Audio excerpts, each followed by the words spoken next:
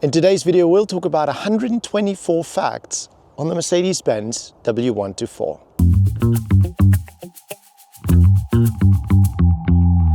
The development of the 124 started in early 1979 and the final design was approved in April of 1981.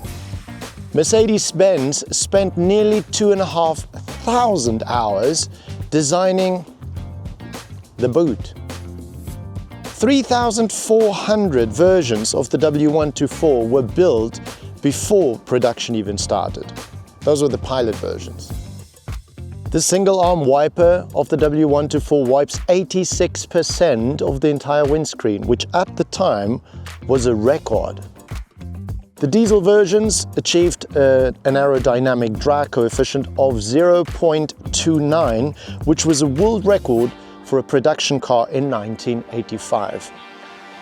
When the W123 was introduced in 1976, the waiting period was around about 3 years for a car.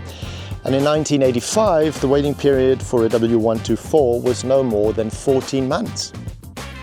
The W124 was the second most often built Mercedes of all time with about 2.58 million examples.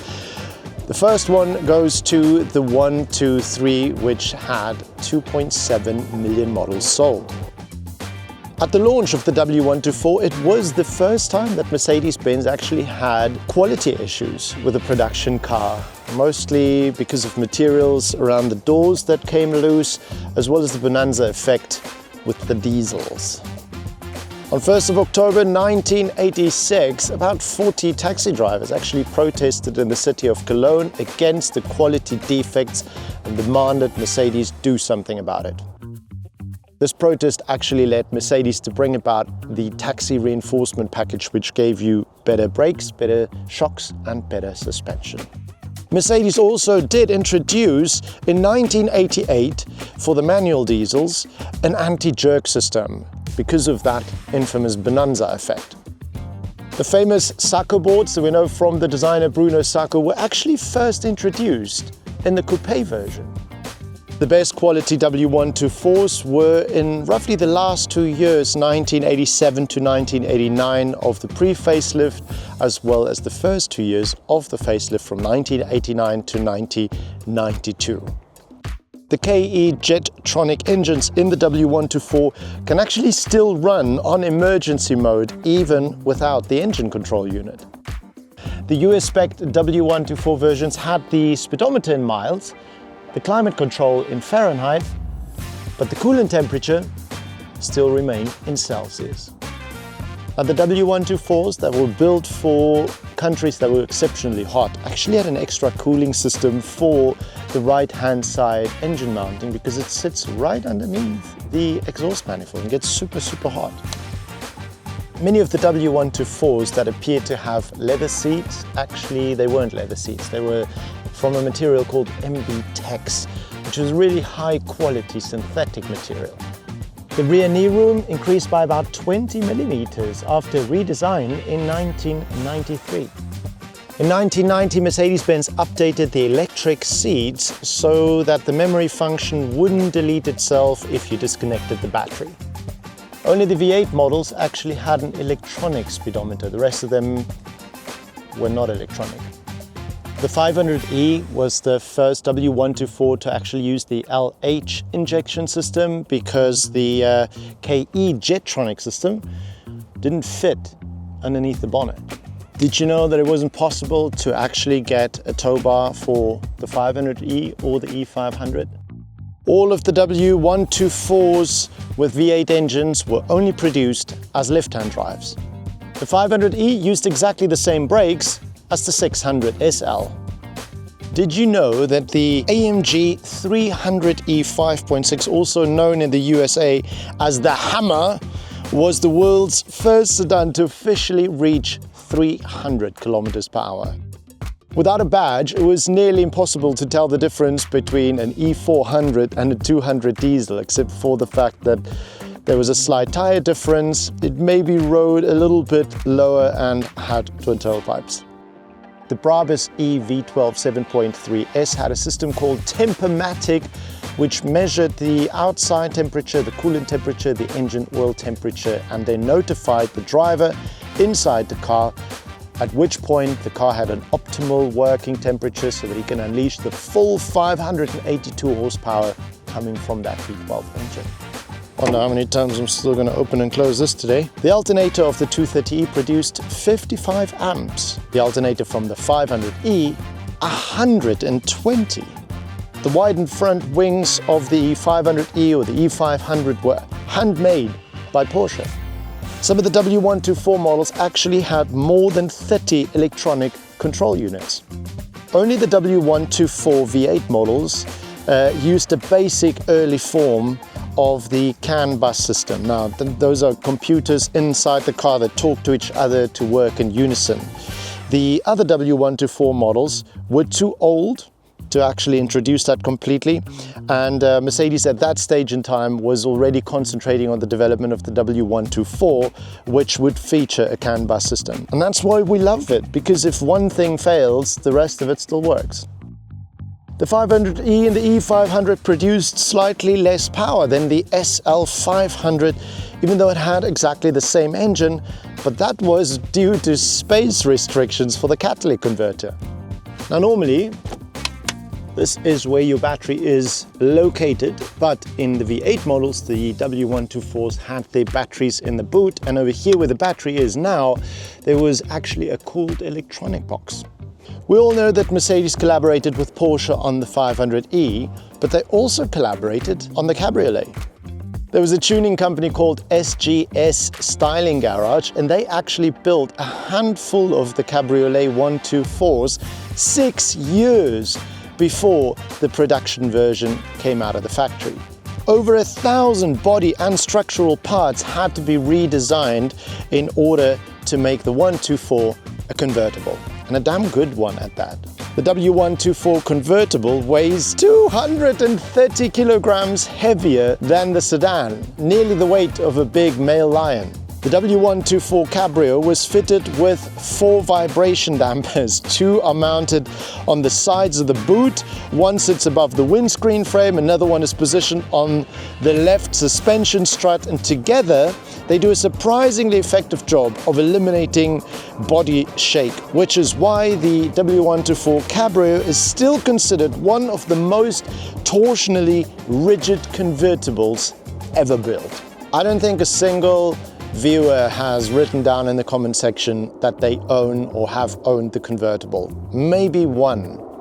If there's anybody out there, maybe just drop us what your opinion is on this. Is that true on the convertible? Do you sense a drastic change, or is the convertible the only W124 you ever had and so there's no real comparison? But I'd really like to know a personal experience. The hydraulic soft top on the W124 Cabriolet uses 11 hydraulic cylinders, 10 solenoid valves and 12 centers to make the whole opening and closing sequence work. The hydraulic soft top pump actually produces 180 bar of pressure, and that is nearly 82 times the amount of pressure inside of a normal tire. The 2 millionth W124 was built in June 1992. Here we go again, open up the bonnet. In August of 1988, the bonnet latch moved from the right side to the left side. All of the V8 and 6-cylinder engines had dual tail tip outlets at the back. The rest of them all only singles, except for one model, and that's the 2.5 turbo diesel. Did you know that the rarest W124 model actually built was the 300 diesel Formatic? They only produced just under 1,500 of those. The 230E, with 374,422 models, is the most produced W124 of them all. Only 2 W124 models worldwide were available in just one country, Italia. And those were the 250 turbo diesel and a 200 CE with 118 horsepower 4-cylinder 12-valve M102 engine. Mercedes-Benz offered additional safety seat belts as an optional extra for drivers with certain disabilities. Did you know that there are more than 15 different rear axle gear ratios available across the whole W124 range? Did you know that there are more than 15 different rear axle gear ratios available across the entire W124 range? The optional extra board trip computer that this one does not have was only really available from October 1992.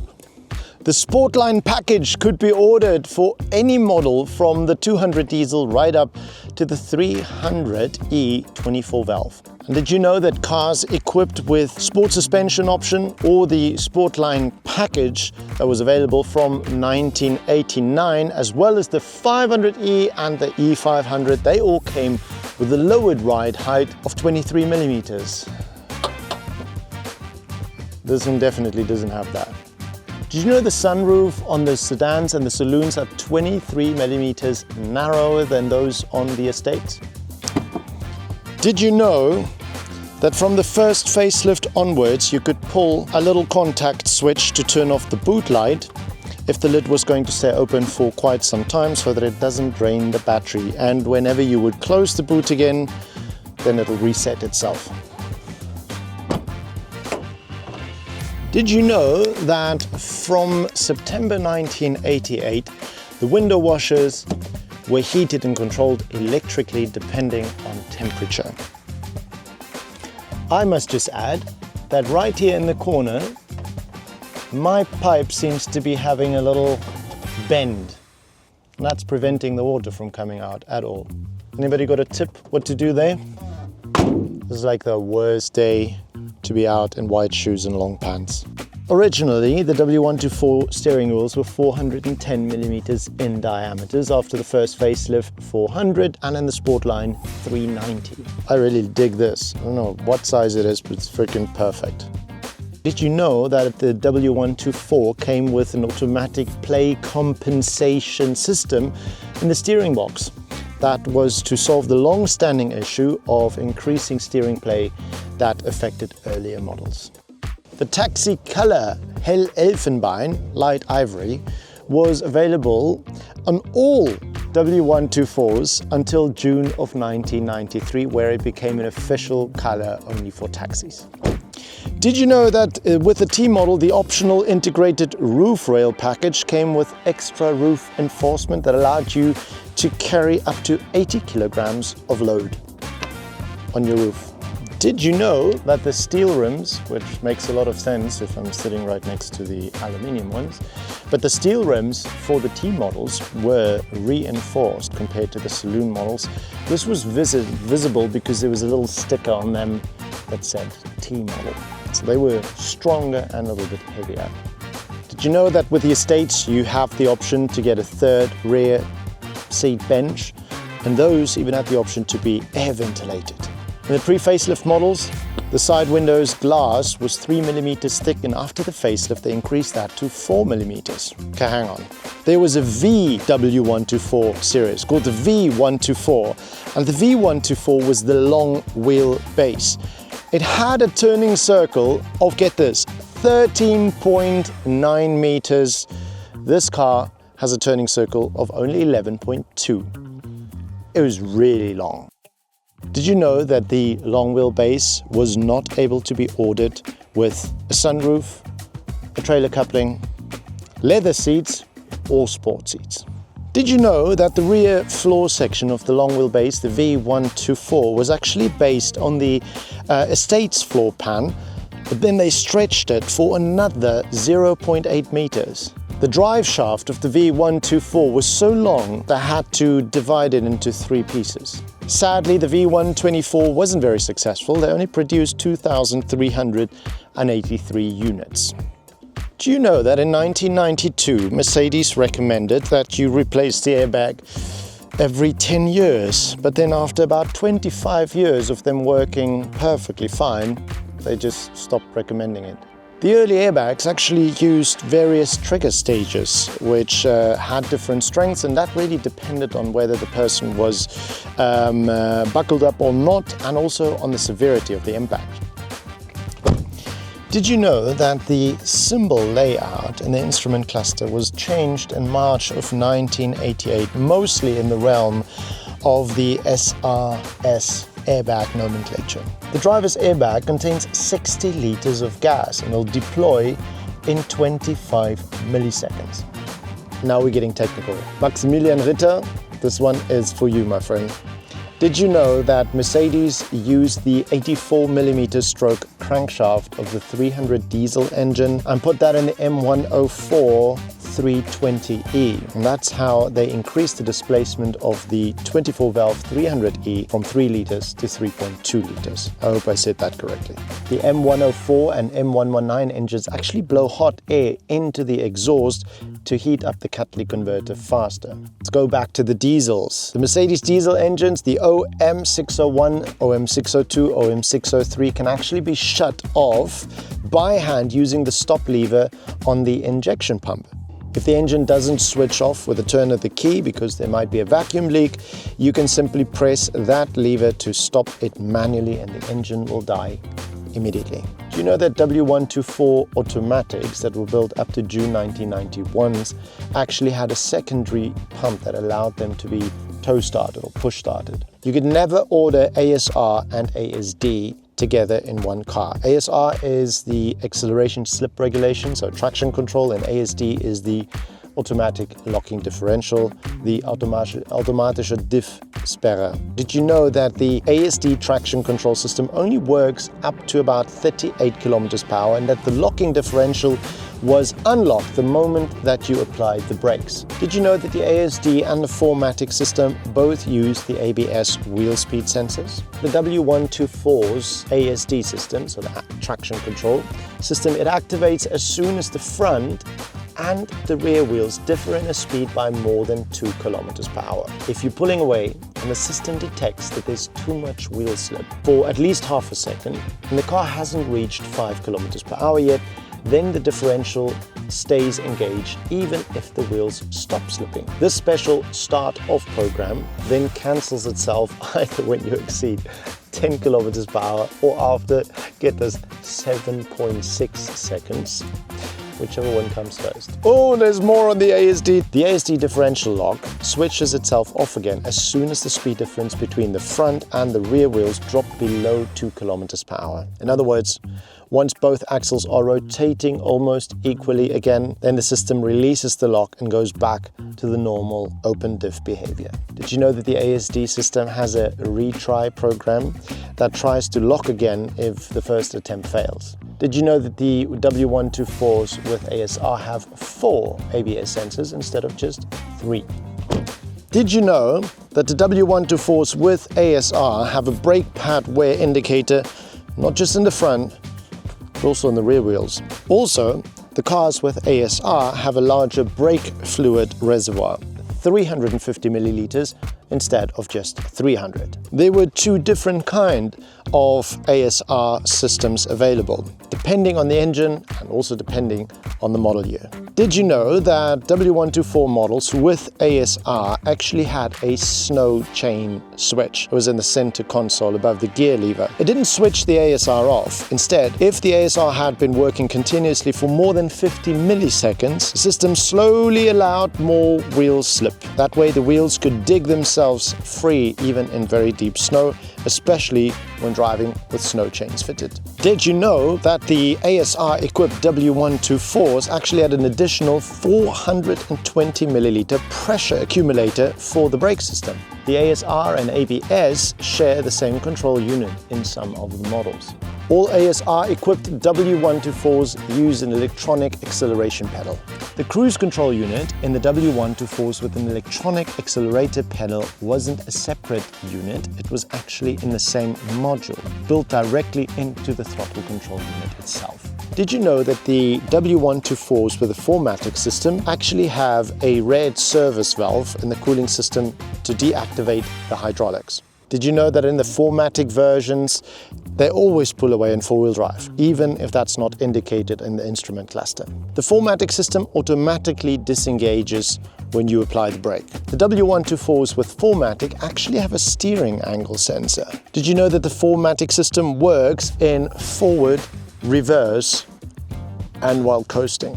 The early W124 Formatic systems actually applied traction in different stages. First, it would engage the front axle, then it would lock the center diff, and then, if needed, it would finally actually lock the rear diff. Now, all these locks would stay active until the wheel speed difference drops below 2%, and then they would release again after 0.7 seconds.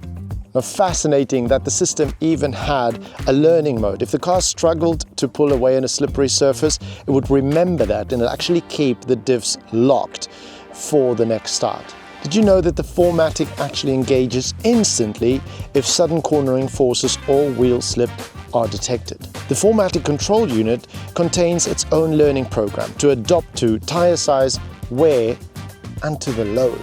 The Formatic transfer case has its own oil system with its own oil pump, and that pump is driven by the front axle. It's the craziest thing to see how they actually built that. Fascinating. If the front wheels aren't turning, for example, when the car is on a roller test bench at the dynamo testing, the transfer case doesn't actually get enough lubrication. That's why the test bench time is limited to maximum of 15 minutes. If the test takes any longer than that, then you actually need to take the car for a drive for about 1 kilometer just so that the system can lubricate itself. The Formatic models almost looked identical to the rear-wheel drive versions. On the outside, there were almost no visual differences, and inside, only two small clues gave it away. The one is that the slightly wider center console, and then the small orange Formatic warning light in the instrument cluster. The engineering effort behind the Formatic system of the W124 was just completely over the top. Mercedes placed the front differential right next to the oil pan. That's what I meant before, like it's so crazy. It was right next to the oil pan, so the sump. And the right drive shaft actually runs through the sump, through a tunnel. The next problem was that the front springs were getting into the way, and so in order to circumvent that, they just stretched the third coil of the coil spring so that the drive shaft could actually go right through the coil spring. What? Historically, the Formatic 124 is important because it represents the peak of Mercedes' technocratic era, a system that is complex and would never make it into modern production nowadays.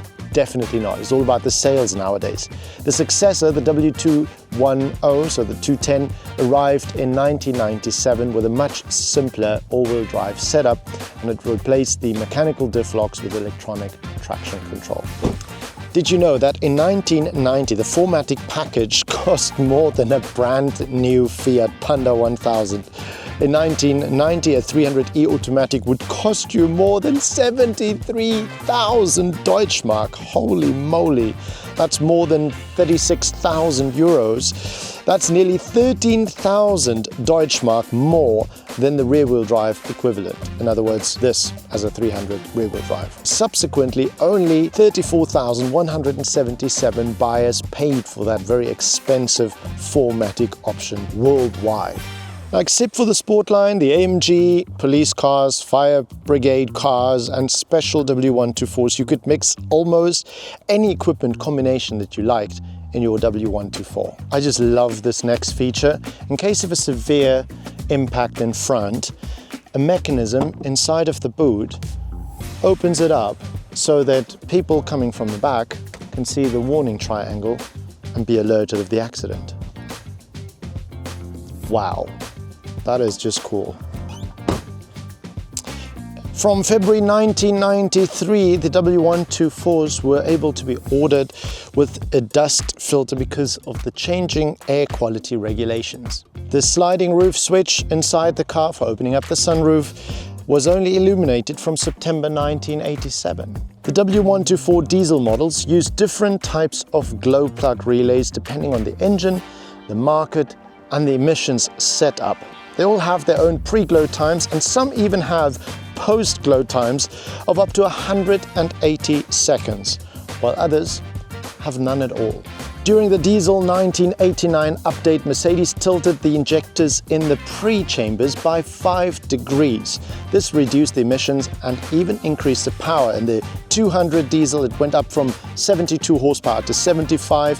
In the 250 diesel, it went up from 90 to 94, and in the 300 diesel, from 109 horsepower to 113. The injection spray no longer hit the pre-chamber pin dead center, which increased thermal loads. And to handle that, Mercedes switched the pin material from pneumonic to the more heat-resistant Incoloy. In 1990, June, Mercedes offered exhaust gas recirculation combined with an oxidation catalyst as an optional extra on the 200, 250 and the 300 diesel models in Germany. From June 1991, the turbo diesels had electronically controlled diesel systems. The turbo diesel 124 engines can be recognized by a small cast-in aluminium nose on the cylinder head. It's a very quick visual giveaway that you're looking at a turbo diesel. Since May 1987, the W124's instrument cluster has an extra fuse just for the gauge illumination. It's hidden on the back of the cluster and inside of a small red bulb holder. The economy gauge in the instrument cluster was only available from around mid-1990. The W124 clutch plates actually come in 215, 228 and 240 millimeter sizes and 2 different compound materials depending on the engine.